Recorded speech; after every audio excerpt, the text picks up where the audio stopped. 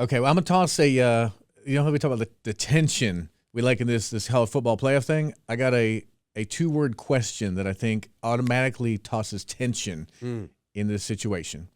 It's a question that my wife, she taught me years ago, and because she works a lot with animals, in particular horses, and a lot of times horses don't behave the way you expect them to. And she got this question, she passed it on to me, so let me toss this question out. The question is, when you go through something that doesn't seem right, doesn't seem fair, doesn't seem like it should be happening, you ask the question, or actually it's a phrase, not a question, how interesting. You say, how interesting. Now, you're like, wait a second, Matt, what I'm going through now is real serious. How can I say how interesting?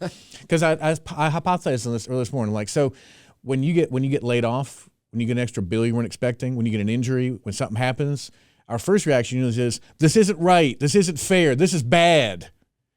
But what if our first reaction is, how interesting? Now, again, I'm not making it trite, what you're going through, but if we have faith in Jesus and say, okay, God, I believe you're doing something in this, I don't need my first reaction to be panic, I need it to be ponder. Where I literally would say, God, there's rumors I'm going to get laid off from my job.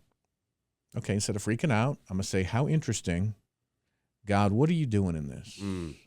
What are you trying to teach me in this? What is another door you're going to open? What are you shaping in me? I'm not saying it's easy. I mean, from a guy who just spent 4 days in the hospital a couple weeks ago, when something terrible happens, if you step back and say, how interesting, ... Okay, God, what are you teaching me? What are you going to show me? What are you trying to shape in me? Because that ties into at least a verse I was going to toss out there from Romans 8:28 that talks about everything working together for good for those of us who love the Lord and trust his plan. Everything can work together in a positive direction.